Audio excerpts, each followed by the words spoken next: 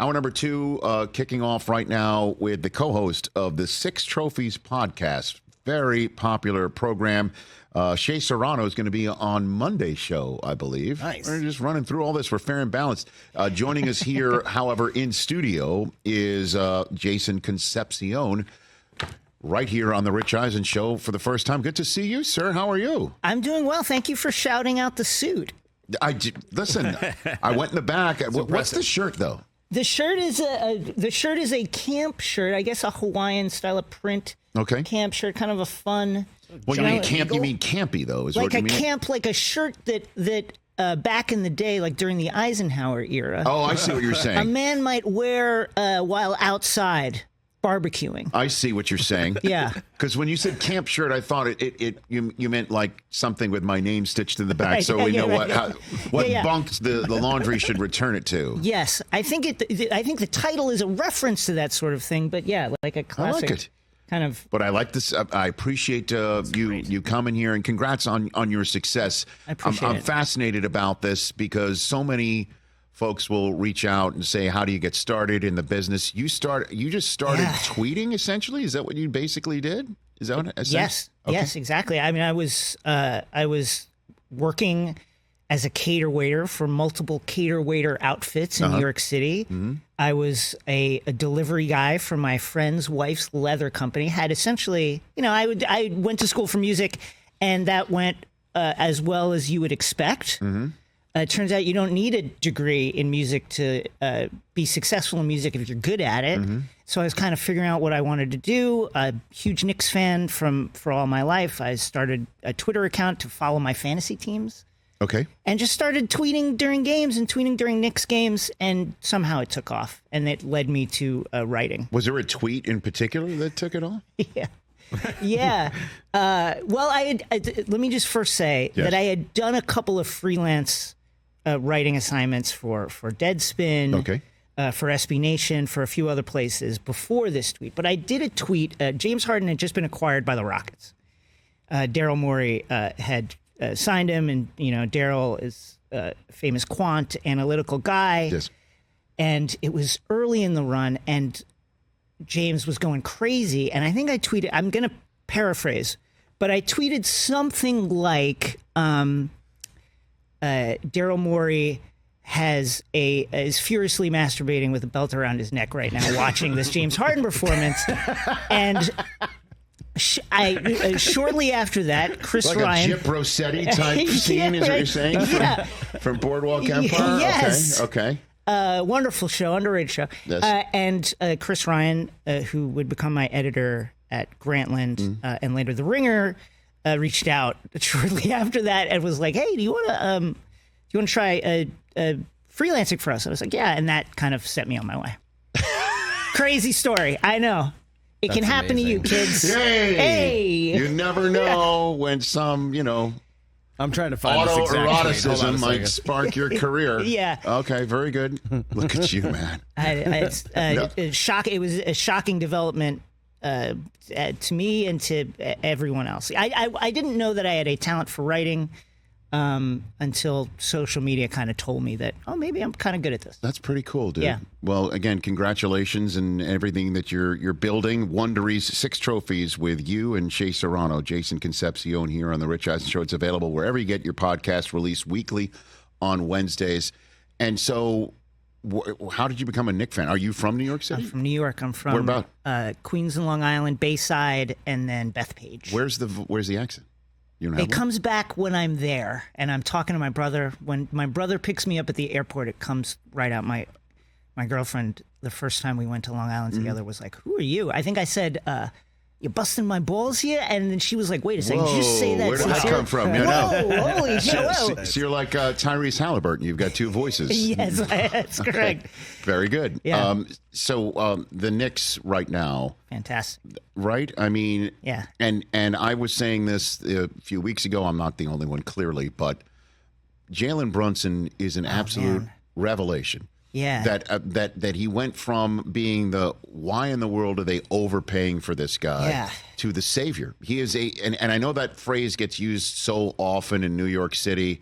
every Jet quarterback is the new savior. Yeah. Everybody's a savior in New York City. This dude really is playing the role, though. I mean, what he is turning himself into, because that's what he's done here, is, I don't know, the Knicks are lucky. They are flat out lucky to have him. Lucky is a great way to say it. You know, I think you know this as a guy who's watched the Knicks these many decades. They've always been on the star hunt, and it's kind of been their downfall. It's like, where's that final piece? Where's that Messiah who's going to take us there? Spreewell? Whoever it's going to, Melo. Larry Johnson? Amari, whoever it's going to be. And it's wonderful that it's this guy who grew up around the team, whose dad was a bench guy for the team, whose current coach was an assistant under Van Gundy and saw him. It's an incredible story. And I mean, he's the best player since Ewing. There's no doubt. You're not wrong. We have wanted, as Knicks fans, have wished for a real point guard. Haven't really had one. Mark Jackson, I guess, a little bit. And we had, Doc Rivers and different guys who were kind of at the end of their journey. Yes.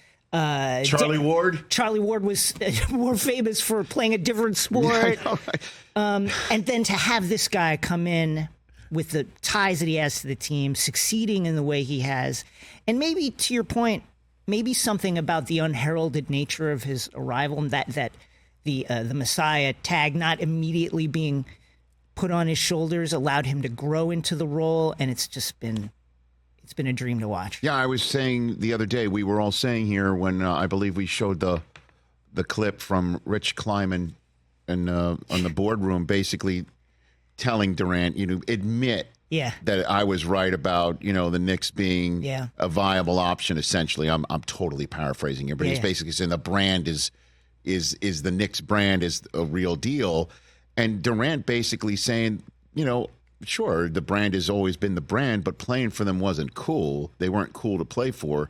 Now they're popping. Yeah, and it's Brunson. Period. End of story. And I know Randall is also another guy to root for who showed up on the team and is now performing excellently. But it is Brunson because it's his team too. Like any star that might want to come to New York. Absolutely. It's Jalen Brunson's team. It's his franchise. It's his building, man. It's the fact of it. He changed the trajectory of what this team could be. I mean, Julius, before he had gotten injured, had kind of retooled his game, essentially accepting that, okay, Brunson's the guy and I'll do the other stuff.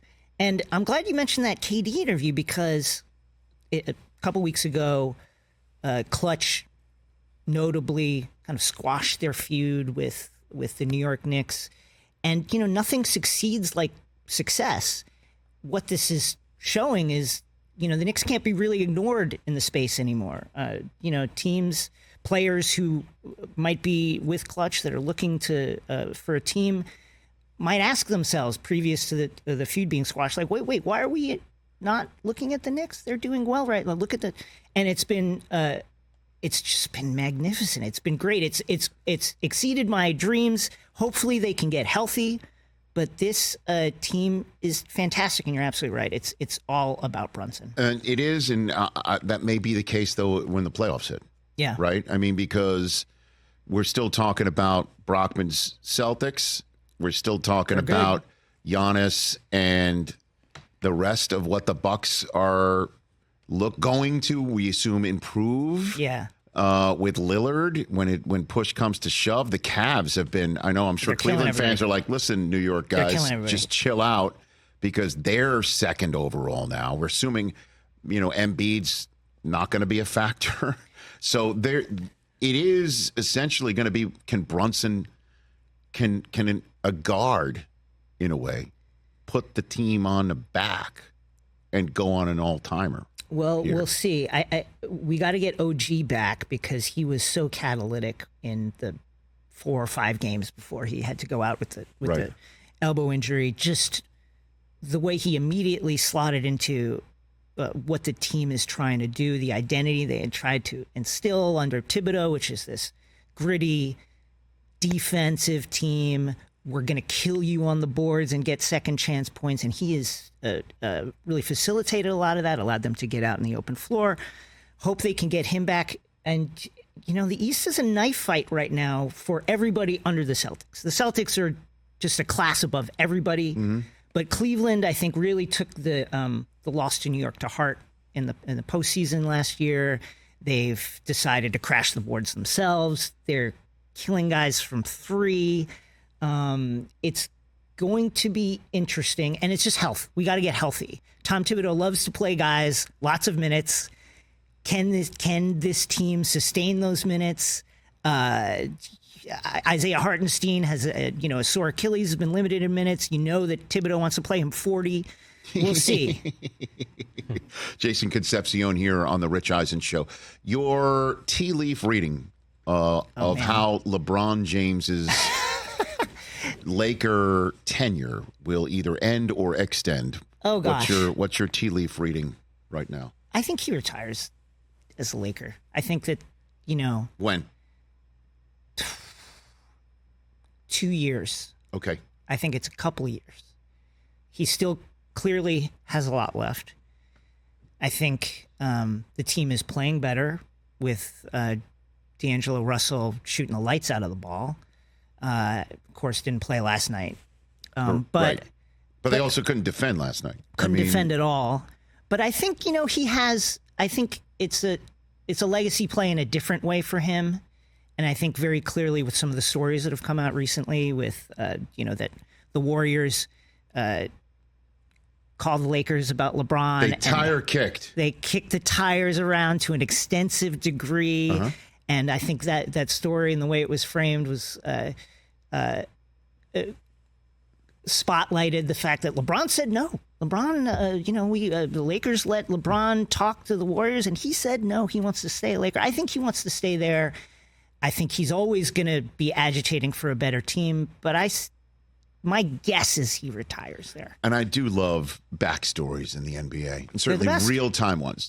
So I guess the reporting was from Ramona, and I don't know. I think it was like a co-reporting. I'm sorry. With Woj. With Woj. Okay. Jeez. How could I forget? That Draymond just like the light bulb went over his head one night? Is that what it was? When he's retrieving the basketball that his daughter flipped over the hedge? Hold on a second. Add this guy. We should maybe LeBron wants to come here. Gosh, he could. So he reaches for the phone. He calls Joe Lacob.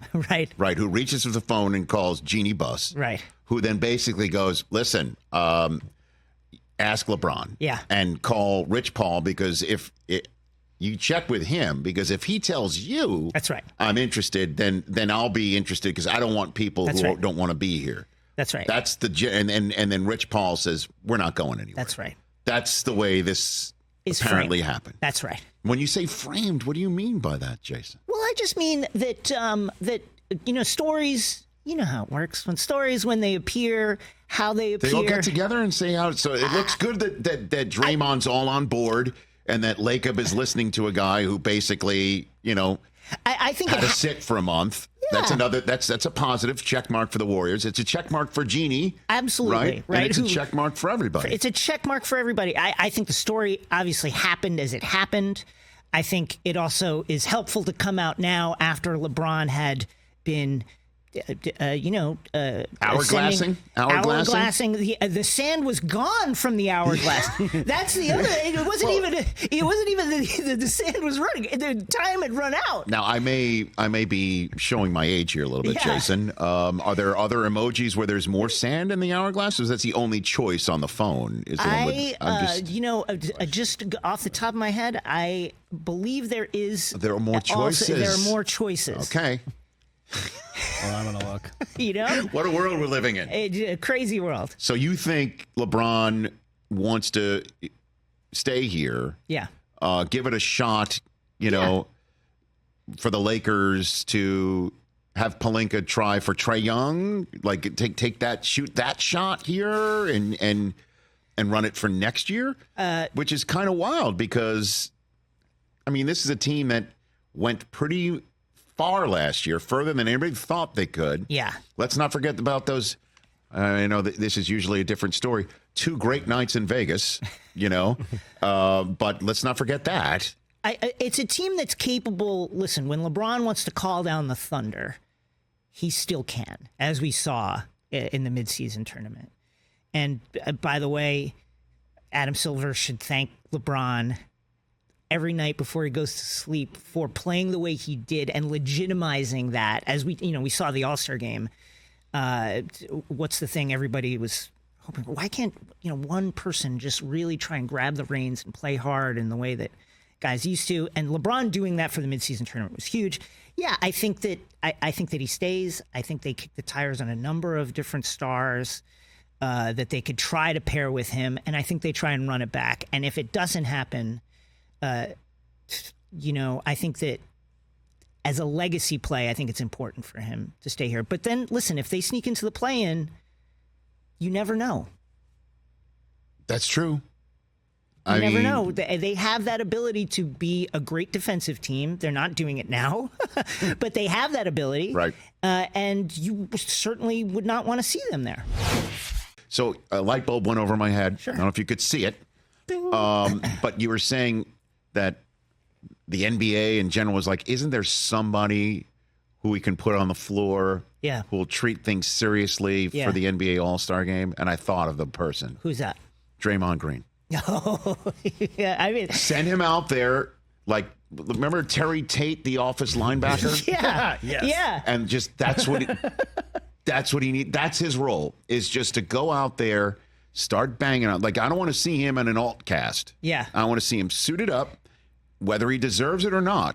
He's the one who goes out there and treats it seriously. So my co-host, four-time New York Times best-selling author Shea Serrano, yes, sir.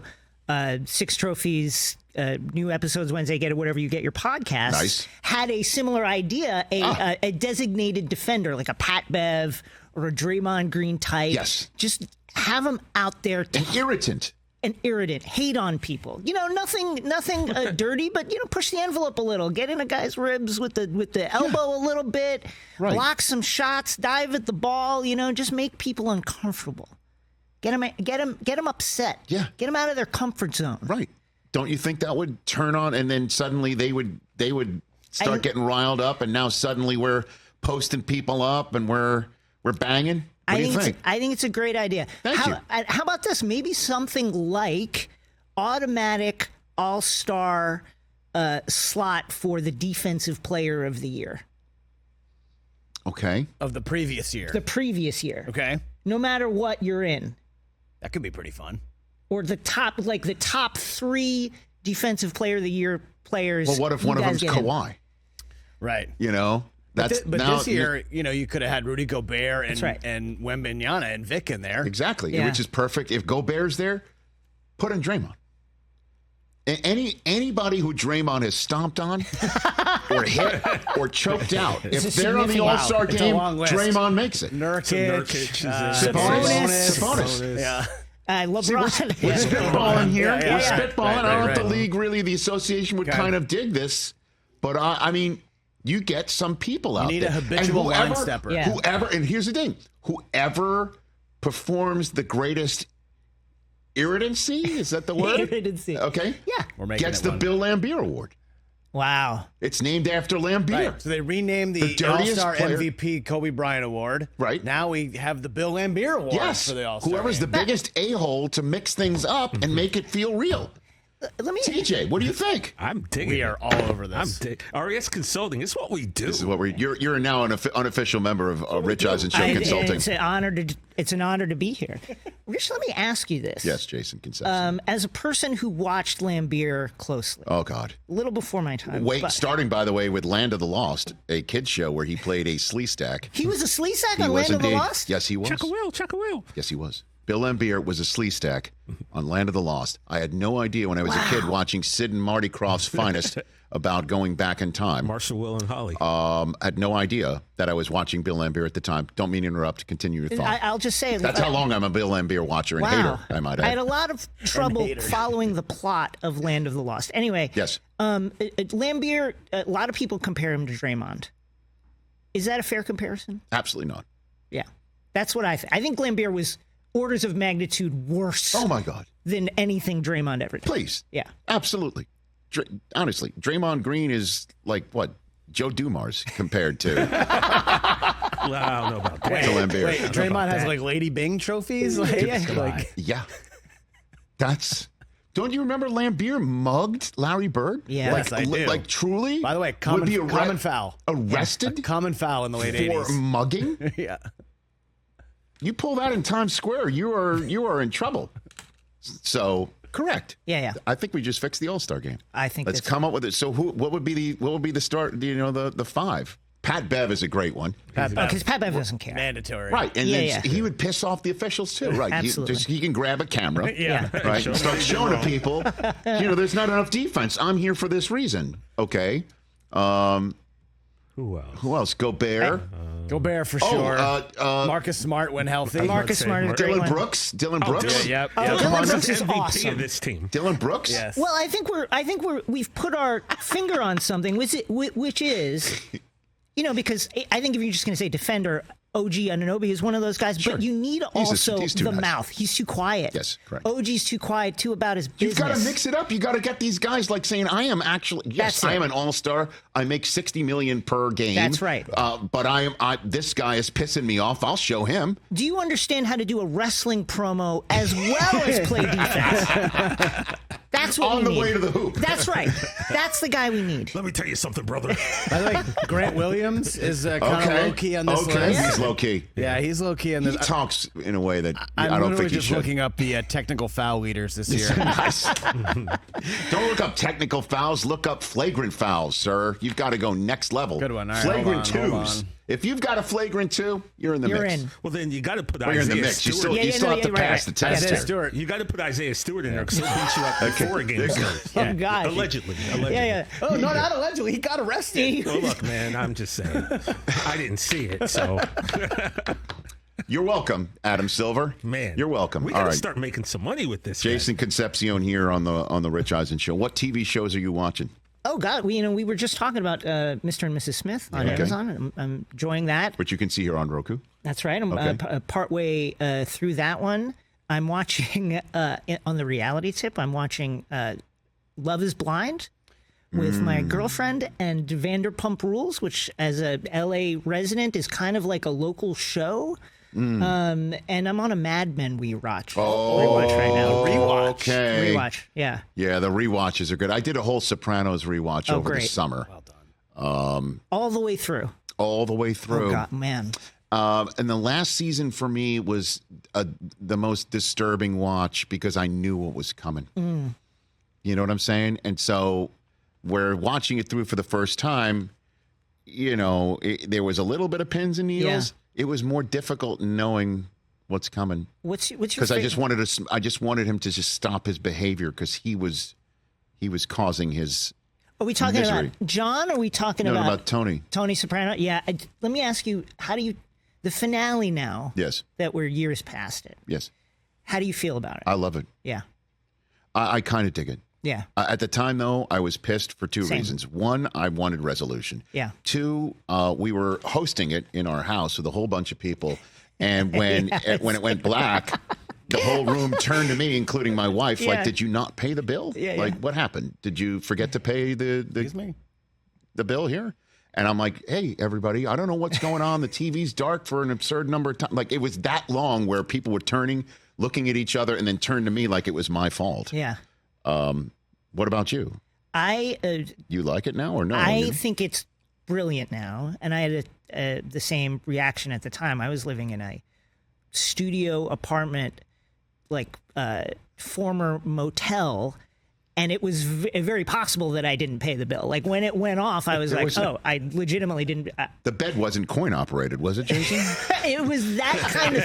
It was that kind of spot. It was the kind of place that when it had the motel signs out front, Yes. would have said like, "We have color TV." HBO. On the marquee? Yeah. Yeah.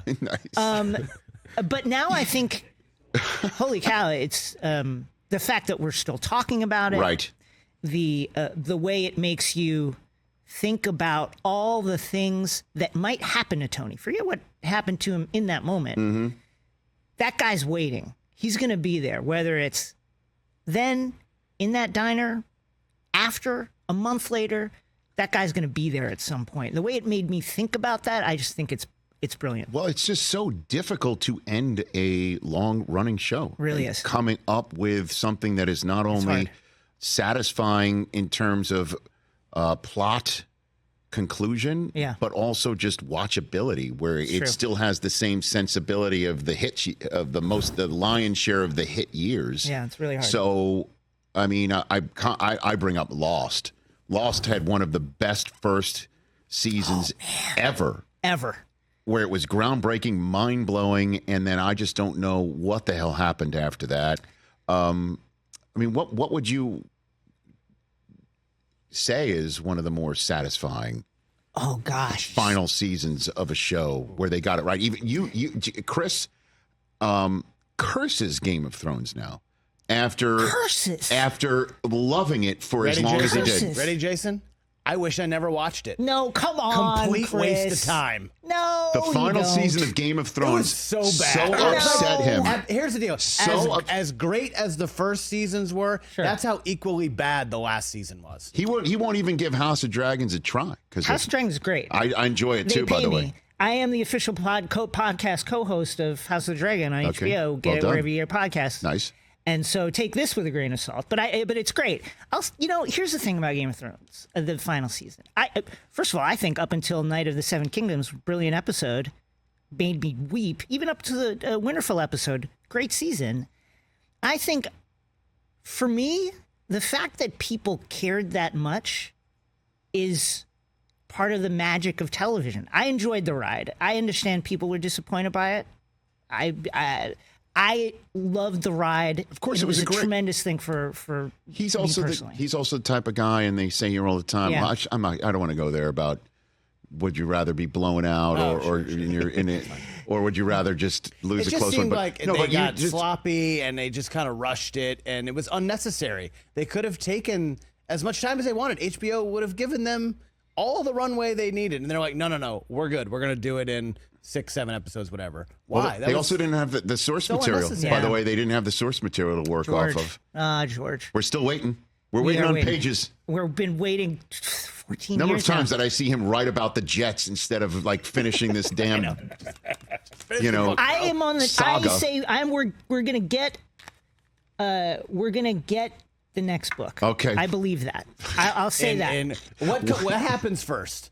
The Knicks win a championship, or we get this final book? Man, I'll tell you what, the championship thing, I would have had a different answer before this season. Right? Look out. Well, speaking of sticking the landing, Mad Men, I think one of the most perfect buttoned up. I thought the final episode of that was amazing. And how they tied it into one of the more famous TV commercial campaigns of all time, and how he would come up with it. Yeah. I did enjoy that. It's another one as well.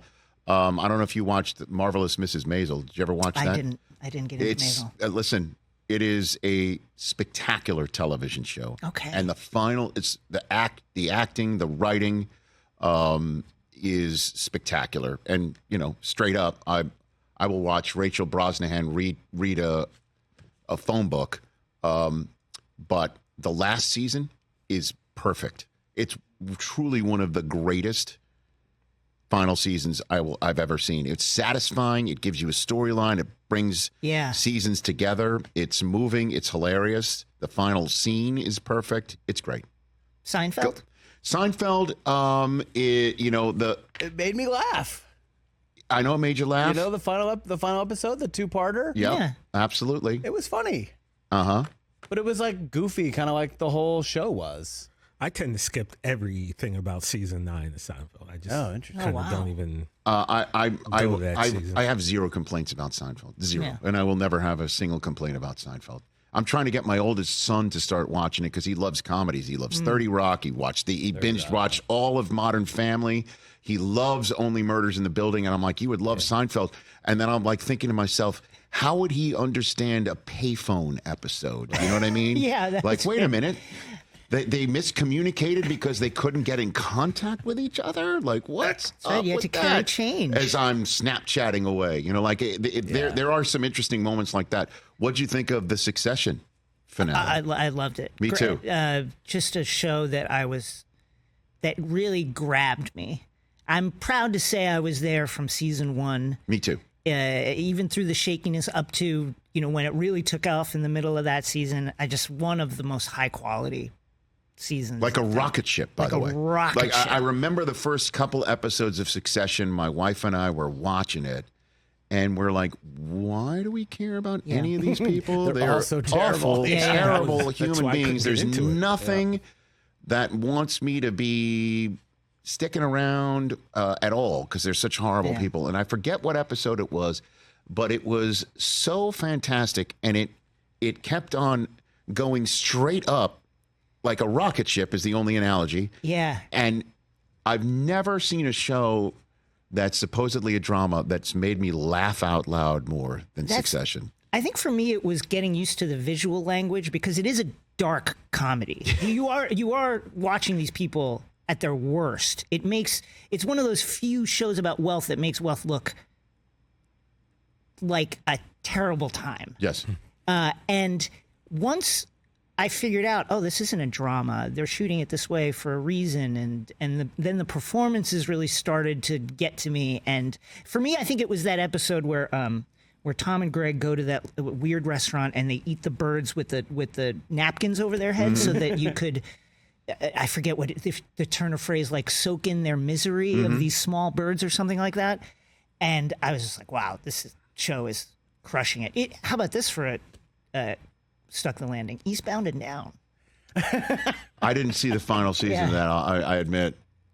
You're already laughing over there? I'm just laughing because the whole idea of that show is so absurd, It's and absurd. the performances, of Danny McBride and everyone involved is just so ridiculous. The character of Tom Wamsgans from Succession is, if you had to have like a Mount Rushmore of characters who makes you stop whatever you're doing because every appearance they have is, the phrase I like to use is like cotton candy. They steal the scene. They're funny. They're brilliant. I would put him on there.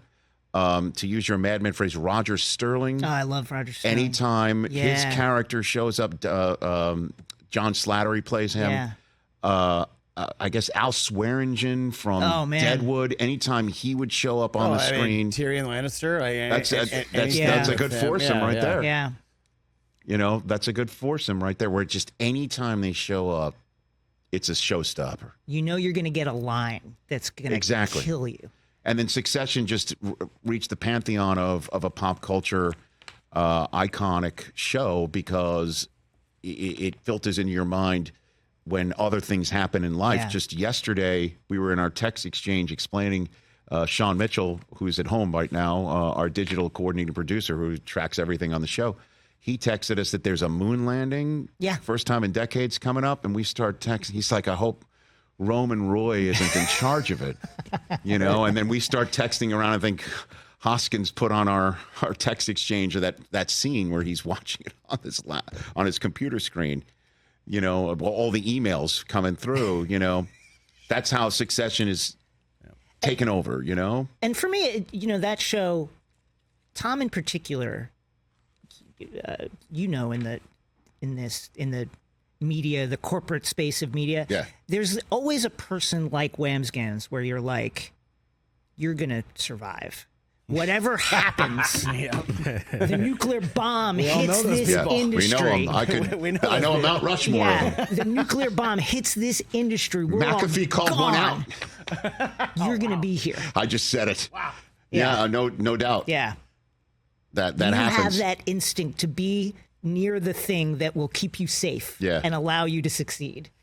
And that just resonates with me. What an incredible character. Oh, man. Hey, this has been a fun maiden voyage. Do you live out here or you don't? I do. Okay. I do. Anytime. Okay. Boom. Did you go higher register there? All the time. That was the second voice. When let's just say. Yeah, that was my other voice. No, the higher register is when somebody says something, they don't really mean they go higher register. Or they need to go higher. Anytime. Thank you. Well Rich, done. you want to have me back? Check out Wondery's 6 trophies with Jason Concepcion and Shea Serrano. Shea's on Monday's show. Great fun chat with you, Jason Concepcion. Available wherever you get your podcasts. New episodes released weekly on Wednesdays. Greatly appreciated, sir. Catch the Rich Eisen Show every single day on the Roku channel, 12 to 3 Eastern, for free.